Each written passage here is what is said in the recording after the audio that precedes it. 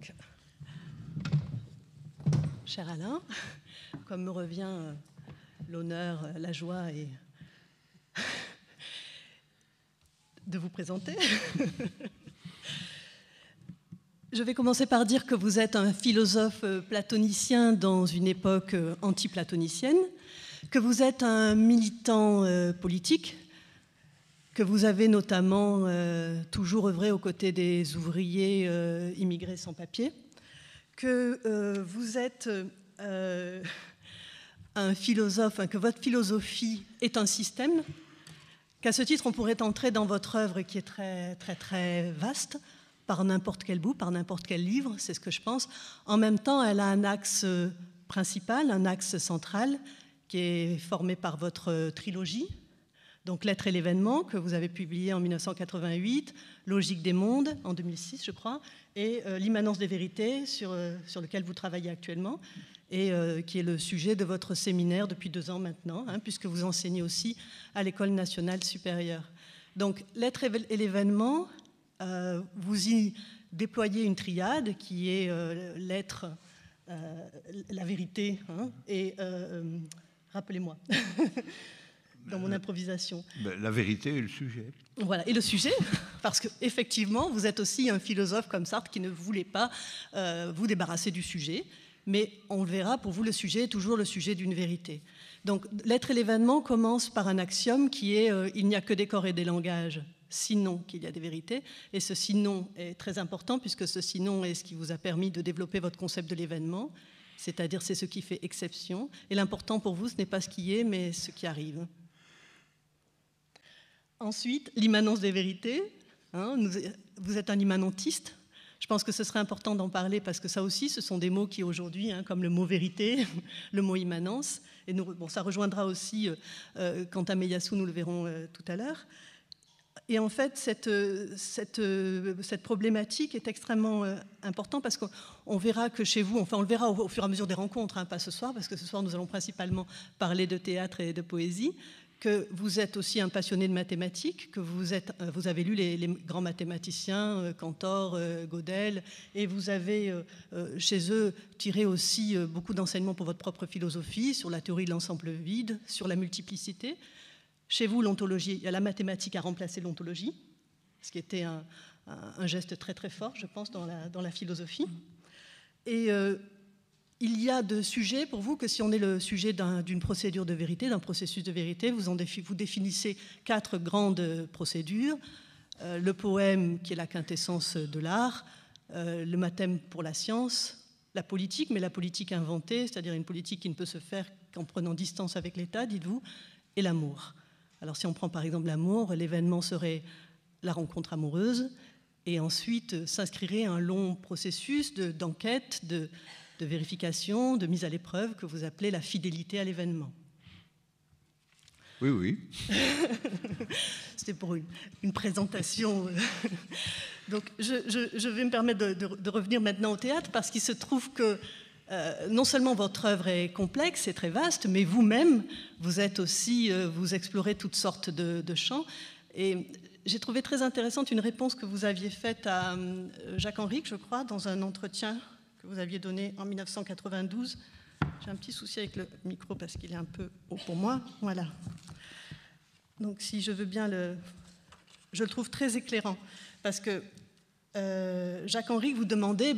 Quel est ce drôle de personnage que vous êtes, qui est à la fois philosophe, écrivain, auteur dramatique, puisque vous avez même en fait écrit des proses, des longues proses et des poèmes avant même de déployer votre philosophie.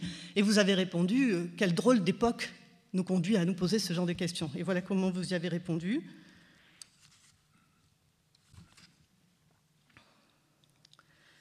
Faut-il que l'austère et trouble époque où nous ne prospérons pas nous fixe sa règle pour qu'on s'étonne de quelque navigation de la pensée entre les registres de sa discordance intime? Est-ce nativement que nous sommes de ceci ou de cela des spécialistes rétribués? Comment classer Platon, rétroactivement philosophe d'avoir fondé la philosophie, très grand poète de la prose grecque, passé aux transparences de la mathématique, ou s'exerçant à Syracuse aux prémices du despotisme éclairé, fût-ce au risque d'y être vendu comme esclave? Que sont nos vies si l'ordre académique des choses en trace l'ornière? Écrivain, certes, mais qu'est-ce que l'écrit? Mallarmé soutient qu'est écrit tout envol tacite d'abstraction. Disons qu'insiste sur la puissance d'envol le poème, le théâtre ou la prose de fiction, sur l'abstraction la mathématique et la philosophie, sur le tacite la politique, s'il est vrai, comme le soutient mon ami Sylvain Lazarus, qu'en politique, le nom est innommable. En sorte qu'un destin d'écriture se joue pour moi, au hasard et pour toujours, dans la traversée de ces insistances, lesquelles composent à la fin l'espoir, seul digne d'un tel disparate que, Mallarmé toujours, un peuple témoigne de sa transfiguration en vérité. Car, disons-le en passant, il s'agit aussi de savoir ce que vaut un pays. Donc vous rencontrez le théâtre à 14 ans.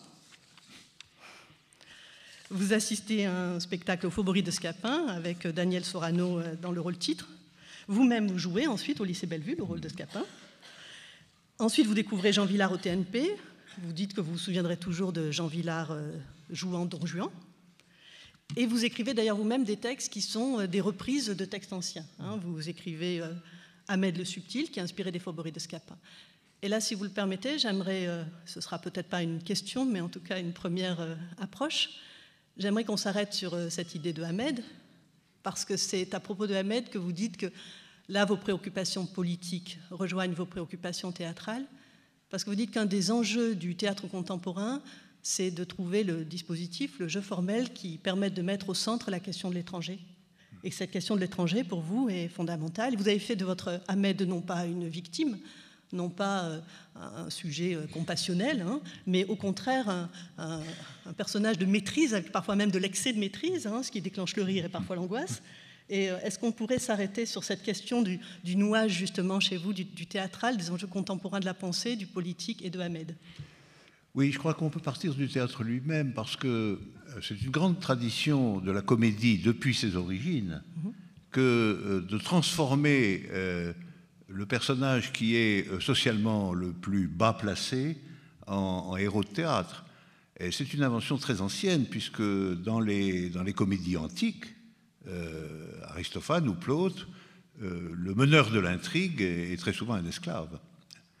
Ensuite, nous savons très bien que dans la comédie classique, 17e, 18e siècle, le meneur de l'intrigue, c'est le valet. Alors on est on est amené à se demander, à supposer qu'il y a une comédie contemporaine, qui va en être le héros, qui va en quelque sorte jouer le rôle contemporain qui a été celui de l'esclave dans la comédie ancienne et qui a été celui du valet dans la comédie classique, et qui fait qu'au théâtre, la grande comédie, c'est toujours la revanche des basses classes. C'est toujours on voit très bien, le valet, il se met au service des jeunes gens pour rouler dans la farine les vieux propriétaires, quoi. Et cette figure du théâtre a une portée politique immédiate, évidemment, même si c'est une portée artistique, comique, créatrice.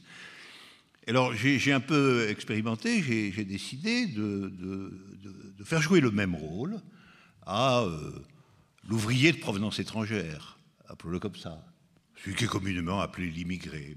Immigré, ça veut simplement dire, c'est déjà presque dépréciatif, parce que ça le limite à être l'étranger.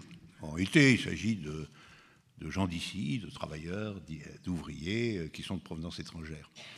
Et je me suis dit qu'après l'esclave antique, après le valet moderne, l'ouvrier de provenance étrangère pouvait être le personnage central de la comédie de notre temps, y compris avec cette fonction de la comédie de le relever de son statut social humilié et ségrégué. Voilà.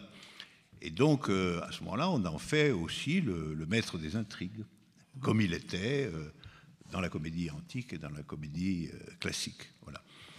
Donc vous écrivez ensuite Les Citrouilles, inspirées des Grenouilles, où Brecht et Claudel vont remplacer Échille et Euripide, qu'Aristophane confrontait, quand il pesait les talents réciproques. Ensuite, L'Écharpe rouge, qui est un roman opéra, qui est inspiré du Soulier de satin, qui va être mis en scène par Antoine Vitesse avec un livret de Georges Apergis. Et alors, vous dites que c'est à Antoine Vitesse que vous devez la conviction que l'essence de toute canaillerie, même celle du bourreau, est la paresse.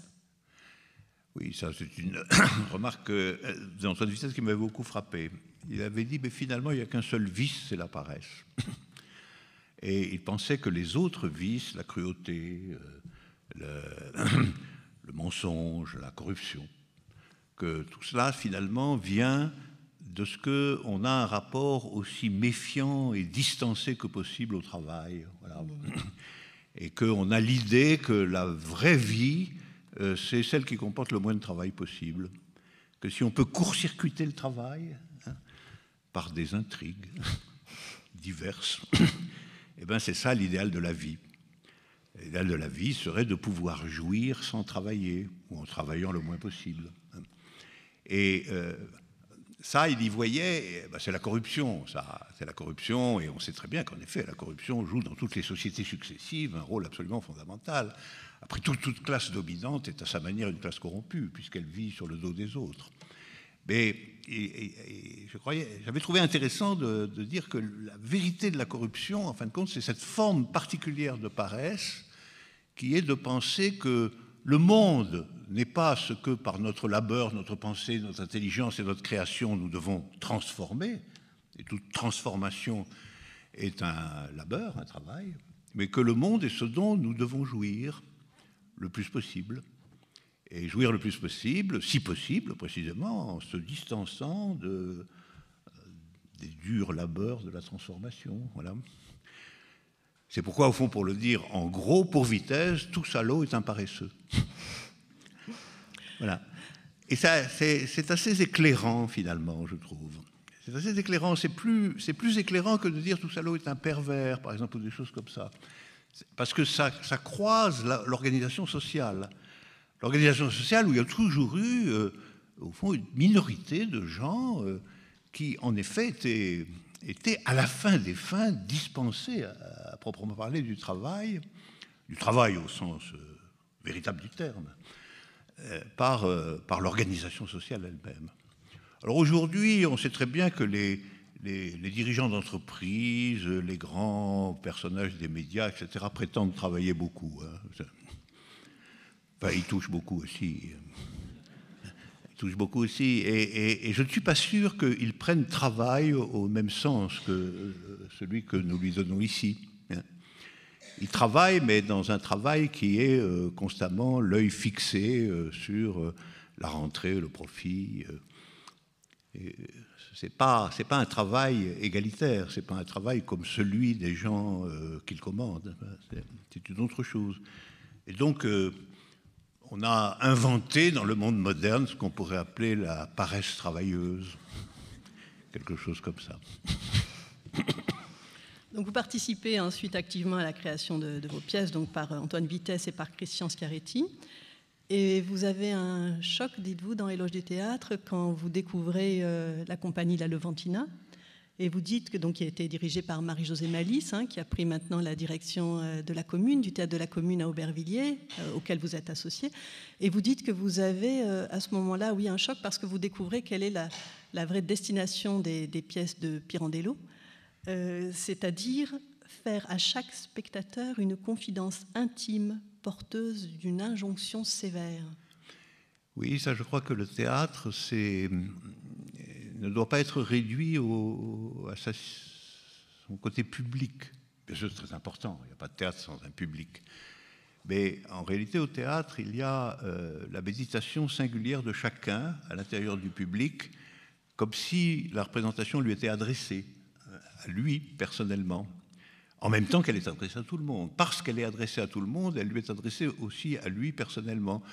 Et c'est pour ça quand on a vraiment vu le théâtre, on sort de là un peu songeur, comme ça, un peu, je dis pas soucieux, mais un peu troublé, pas seulement satisfait, pas seulement repu, pas seulement dans le style on a bien rigolé. C'est-à-dire, c'est pas une paresse, lui non plus, le théâtre. Voilà, c'est pas non plus une paresse. C'est une jouissance sans paresse, parce que c'est quelque chose qui vous est adressé, que vous devez filtrer par vous-même, comme une révélation, malgré tout. Comme quelque chose. Vitesse disait, le théâtre, c'est ce qui permet d'éclaircir notre inextricable vie. C'est vrai que la vie est inextricable. elle est toujours emmêlée dans des ficelles variées et compliquées. Alors au théâtre, tout ça nous est montré, c'est un peu simplifié, comme ça, de telle manière à s'adresser à nous comme une éclaircie nouvelle de la vie elle-même. Et ça, évidemment, ça nous est adressé à chacun. Voilà, c'est pour ça que je pense que le théâtre est à la fois dans un rapport politique à un vaste public, et en même temps, il est aussi une adresse absolument personnelle qui concerne la clarification de l'existence. Vous dites même que le théâtre sert à nous orienter. Et vous dites, quand on l'a compris, on ne peut plus se passer de cette boussole, et pour s'orienter dans l'existence, il faut le faire d'abord, comme les acteurs tentent de le faire, dans la pensée. Ben oui, bien sûr, c'est la même idée. C'est l'idée que le théâtre, c'est à travers le jeu sur les circonstances subjectives de la vie, c'est à travers tout cela la proposition du fait qu'elle peut être éclaircie, orientée, et pas seulement livrée à sa passivité. Que la vie est une œuvre aussi. La vie est une œuvre, elle n'est pas simplement faite de l'addition de ce qui arrive et qu'on reçoit comme on peut. Bon, souvent c'est comme ça, hein, mais le théâtre nous rappelle que la vie c'est aussi une œuvre, qu'elle a une orientation, qu'on peut lui bâtir un sens. Et de même que l'acteur doit méditer et penser ce que signifie qu'il joue ce rôle, de même le théâtre a l'effet sur nous qu'il faut penser et méditer quel est le rôle que nous jouons nous. Quel rôle que nous jouons nous dans la vie, dans l'existence, quel est notre rôle. Et ce rôle, il faut l'orienter, il faut qu'il ait un sens, il faut qu'il soit pensé, sinon il va être chaotique et passif. Le théâtre, c'est une école pour ne pas traîner sa vie, voilà. Vraiment, on tourne autour de la même idée. Le théâtre, c'est ce qui enseigne à ne pas vivre paresseusement. C'est ce que nous faisons tous, plus ou moins. Vivre paresseusement, c'est évidemment ce à quoi nous nous laissons aller très souvent. Les choses sont là, on a un boulot auquel on va, on a quelqu'un avec qui on vit, on a des enfants qu'on élève, et puis va la machine, hein, comme elle peut. Et ce que le théâtre nous dit, non, si vous faites ça, vous perdez quelque chose, en tout cas. Vous perdez quelque chose, vous vivez difficilement et en même temps paresseusement. Alors autant vivre difficilement et courageusement, c'est mieux, c'est meilleur. Il faut dire quand même que nous sommes inscrits dans une époque qui est une époque d'une formidable inertie, sous le joug d'un « c'est comme ça » qui plane depuis longtemps. Et donc ce courage demande aussi une position subjective particulière, sans doute, ou collective. Absolument, mais je pense que nous allons, de façon ou d'une autre, c'est ce que nous allons parler et entendre et voir pendant tous les 5 jours. C'est cette question-là qui est centrale. La philosophie, ça n'a aucun intérêt si ça ne consiste pas à participer aussi à la discussion sur l'orientation de la vie. Hein. Ce n'est pas un machin académique qu'on étudie dans son coin. Même si c'est très compliqué, parfois c'est uniquement parce que cette complication est la manière non paresseuse dont le philosophe essaie de rendre les choses clarifiées et compréhensibles. Mais évidemment, l'époque nous enseigne que plus rien de ce qui a vraiment valeur n'est à l'ordre du jour.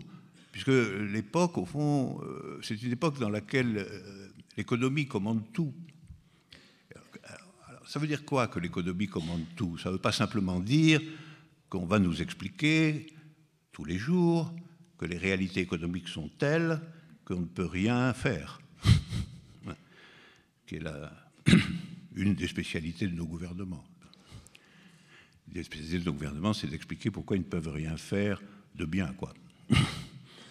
Alors, ça, c'est l'économie. L'économie, c'est la réalité. Alors, la réalité, vous remarquerez, elle consiste toujours à nous enjoindre de nous incliner devant elle. C'est très rare qu'on nous dise la réalité est très bonne, tout va très bien, allez-y, bâtissez votre vie, etc. Non, pendant des décennies, vous savez, la réalité est très dure. Et alors, ça, c'est l'injonction économique. Et je pense que cette injonction économique, elle nous donne une fausse idée de la réalité elle-même. Elle nous donne un faux réel. Une bonne partie du travail, ce serait de considérer le réel sous un autre angle, tout simplement. que celui qui semble aller de soi, à savoir ou bien les affaires marchent ou bien elles ne marchent pas, et puis nous marchons derrière, quoi. Et justement, vous dites que le théâtre, contrairement à ce qu'on pourrait penser, est le lieu le plus propice pour nous aider à distinguer le réel et l'imaginaire, contrairement à ce qu'on pourrait croire. Hein. Tout à fait, parce que le théâtre joue sur cette question, il montre quelque chose, et il montre qu'il le montre en même temps.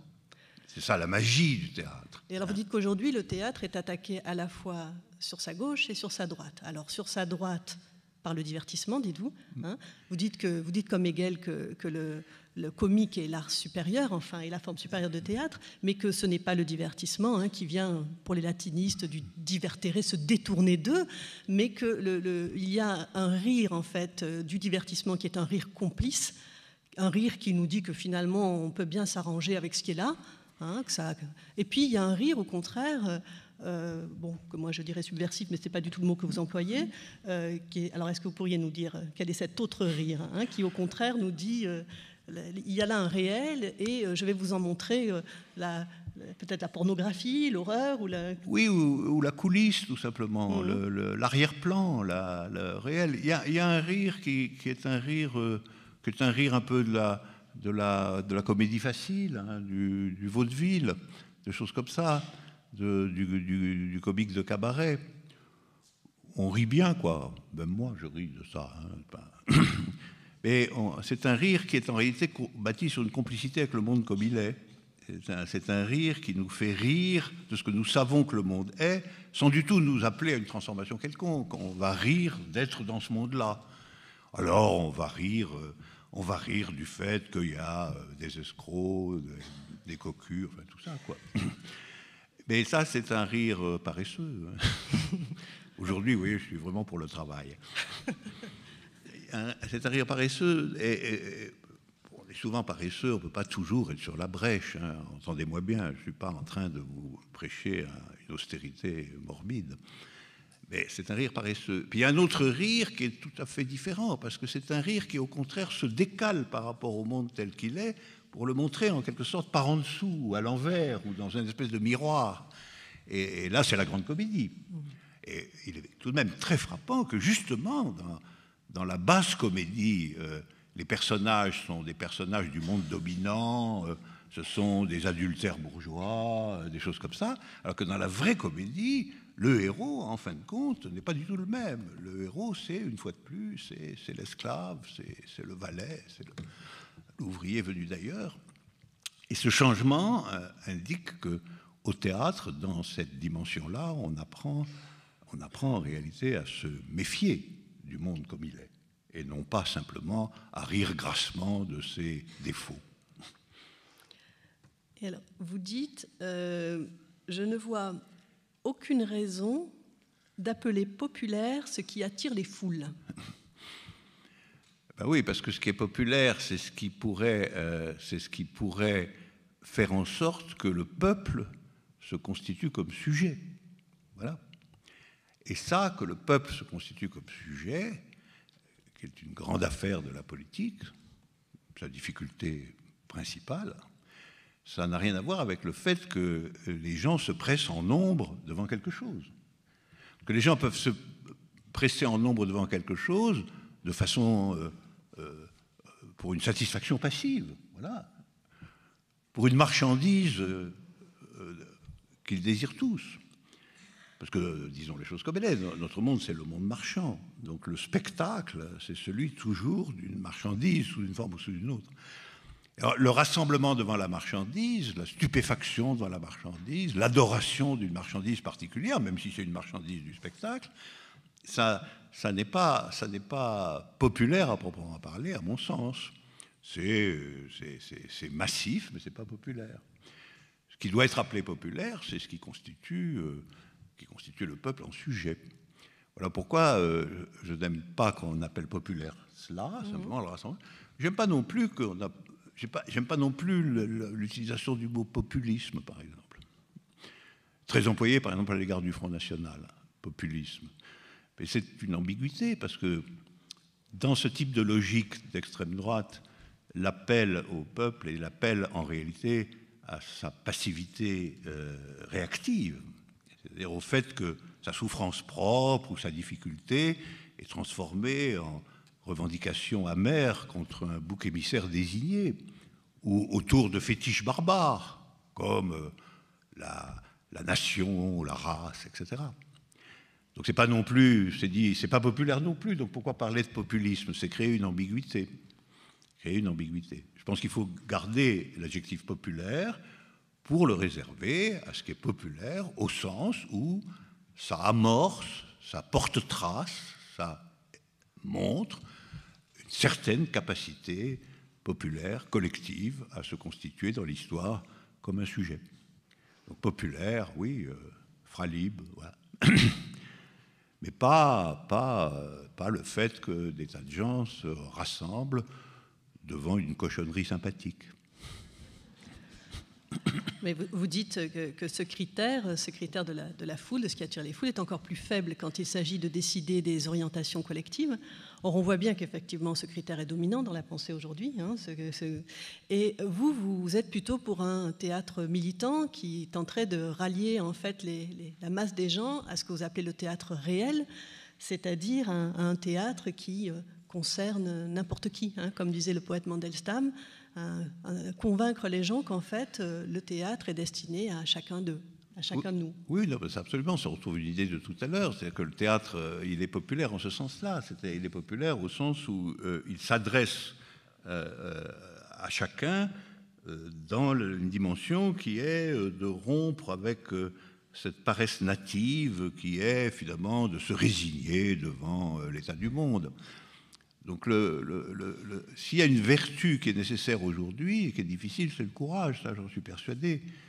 Parce que vous voyez, l'idéologie dominante, pour employer un vieux mot, l'idéologie dominante, c'est de convaincre tout un chacun qu'il faut se résigner au monde comme il est, parce qu'il n'y en a pas d'autre, voilà.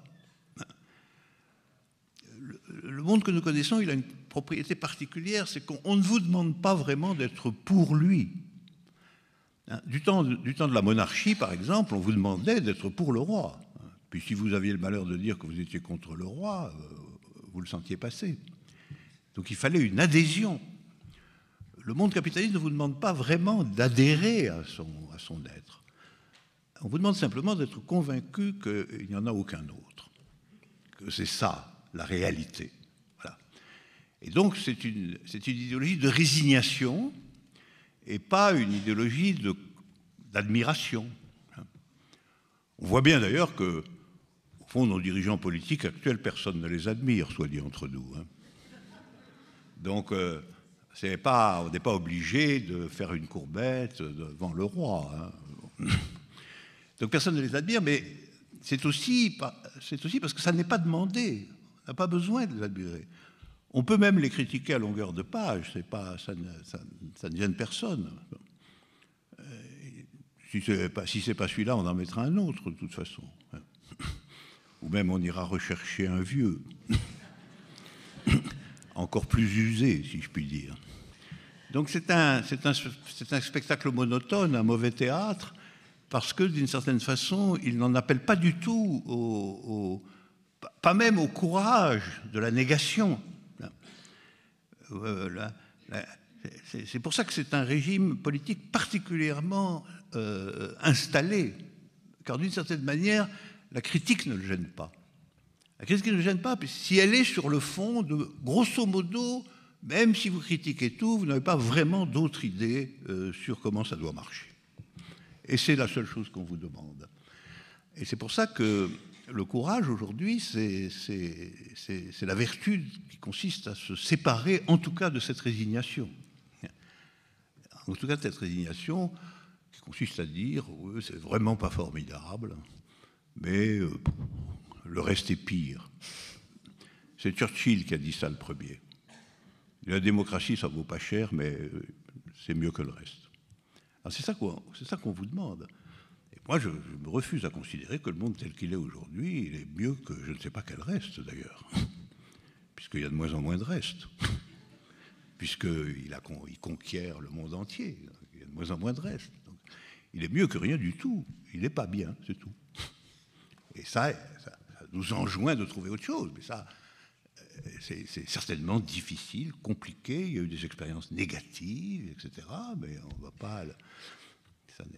Ça ne me convainc pas qu'il faille se réjouir ou encore moins consentir à ce que ce soit ça pour toujours.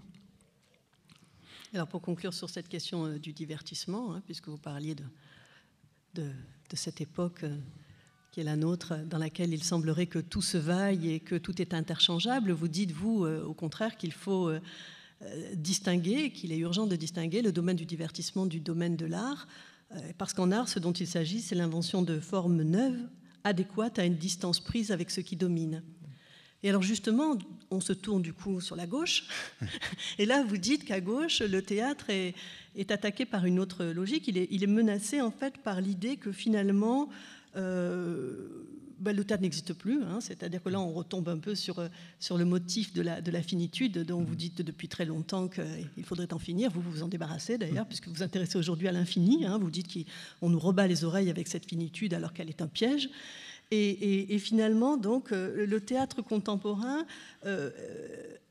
a eu tendance aussi à essayer de se surmonter de l'intérieur par la déconstruction, avec une sorte de confusion, en essayant d'abolir toute forme de représentation. Et en fait, ce serait le visible, ce serait le monde lui-même qui serait devenu spectacle. Mais vous dites que si cette négation peut être importante, peut être une étape, comme ça a été le cas dans les avant-gardes, il n'y a jamais, comme en politique, aucune force rien ne peut se construire à partir de cette négation pure. C'est-à-dire qu'il faut passer par une phase d'affirmation. Est-ce que vous pourriez expliquer ça? Oui, ça, je crois que c'est un point important et difficile, je reconnais. C'est-à-dire que ça s'enchaîne à ce que je disais tout à l'heure. C'est-à-dire, il faut bien comprendre que le monde contemporain supporte parfaitement la critique. Il n'a pas besoin de lutter contre la critique. Il n'a pas besoin d'être répressif au regard de la critique. Il lui suffit de se convaincre, et de convaincre tout le monde que vous critiquez tant que vous voulez, mais ça ne me gêne pas du tout parce que les choses continuent comme si elles n'étaient pas critiquées. La critique est avalée en réalité par une espèce de vaste éponge comme ça, dans lequel tout vinaigre se dissout. Et alors, à partir de là, un art qui se considère comme ayant en son cœur la critique est, à mon avis, aujourd'hui un art en réalité finalement inoffensif. Il est inoffensif parce que ce n'est pas de la critique que nous avons besoin, c'est d'une idée affirmative différente, c'est d'une perspective différente, d'une conviction quant à la possibilité d'une organisation de la société absolument différente de celle qui existe, et donc d'un élément affirmatif, d'une idée positive sur ce que nous désirons vraiment. Alors il y a des traces de ça. C'est vrai que quand, pour parler d'ici, quand des ouvriers tentent de s'approprier collectivement le capital d'une entreprise, c'est sûr qu'ils touchent au cœur des questions. Là. C'est sûr qu'ils envisagent, à supposer qu'on généralise cela, c'est tout le problème. On aurait une société organisée de façon entièrement différente. Donc ça, c'est bien, mais ça n'est pas d'essence critique, ça. C'est une invention, c'est une proposition. Et je pense que l'art doit aujourd'hui être, non pas au service de la critique, il doit comporter la critique, bien évidemment, mais il doit être au service de la nouvelle affirmation, de l'affirmation neuve, parce que la critique, au fond, elle est je ne dis pas qu'elle est vaine, mais elle fait partie des possibilités ouvertes par le monde tel qu'il est. Et donc, elles ne le changeront pas. Elles ne le changeront pas. Pas plus que brocarder le président de la République ne change quoi que ce soit, finalement. Alors vous dites aussi que le point commun entre la philosophie et le théâtre, c'est justement ça, ce dont vous parlez, c'est-à-dire comment s'adresser aux gens de façon à ce qu'ils pensent leur vie autrement que ce qu'ils font d'habitude. Mais il y a une rivalité, je vais dire très ancienne, entre le théâtre et la philosophie, puisque Socrate a été condamné à mort après qu'Aristophane s'était moqué de lui dans les Nuées, si je ne me trompe pas. D'ailleurs, j'ai oublié tout à l'heure, je fais donc une petite parenthèse parce que je le regrette. Vous venez de lire justement au théâtre d'Aubervilliers une nouvelle pièce que vous venez d'écrire sur Socrate, le deuxième procès de Socrate. Oui. Vous en dites un mot avant que j'enchaîne, si ça ne vous ennuie pas, parce que ce serait dommage de ne pas en dire deux mots. C'est l'idée que le procès de Socrate a eu lieu une fois, mais qu'il devrait avoir lieu une seconde fois. Donc, c'est une comédie philosophique assez particulière parce que je dis simplement ça en 2 minutes.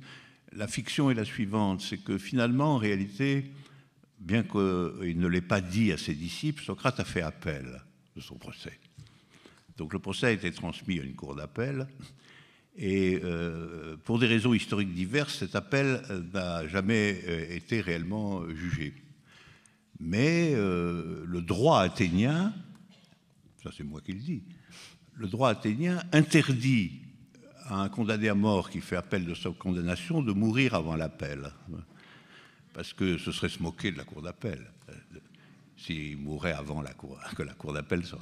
Et donc en réalité Socrate est encore vivant quelque part, attendant son procès en appel qui depuis 2500 ans n'a pas eu lieu. Pour des raisons politique et historique, personne n'a fait l'appel. Et la pièce raconte le fait que maintenant, grâce à l'idéologie des droits de l'homme, grâce à tout ça, il y a enfin l'appel du procès de Socrate. Voilà. Donc c'est le second procès de Socrate. Il est jugé dans la cour d'appel d'Athènes des mêmes procès, des mêmes imputations que celles pour lesquelles il a été condamné à mort il y a 2400 ans. Et il a divers avocats, parmi lesquels Maître Platon, voilà, qui viennent plaider pour lui. Alors la pièce va être l'occasion à la fois de parler des destins de la philosophie, évidemment, de la figure de Socrate, malgré tout, de la figure énigmatique de Socrate, parce qu'un des points de départ de la pièce, c'est que les 3 principales sources sur Socrate comme personnage, qui sont évidemment Platon, Xénophon et Aristophane, nous donnent 3 portraits absolument différents du personnage. On ne peut même pas penser que c'est le même. On ne peut pas penser que c'est le même. Donc vous voyez une énigme, qui a-t-on jugé finalement, hein? On a 3 Socrates complètement différents. Évidemment, l'idée va être qu'on a jugé encore quelqu'un d'autre, quelqu'un qui n'était aucun des 3, et que c'est lui qui a fait appel. Voilà, alors peut-être que vous verrez cette pièce un jour ou l'autre. C'est une pièce en 6 actes. C'est très important, 6 actes. En attendant, vous allez pouvoir écouter un petit morceau de la République de Platon de Alain Badiou. Donc Alain Badiou a choisi un chapitre qui s'appelle « Qu'est-ce que le philosophe ?» Parce que donc il faut savoir que Platon, dans son livre 3, avait chassé les poètes de la cité, mais que lui-même écrivait des dialogues et qu'il a donné à la philosophie, dit Alain Badiou, une forme théâtrale. D'accord. Merci.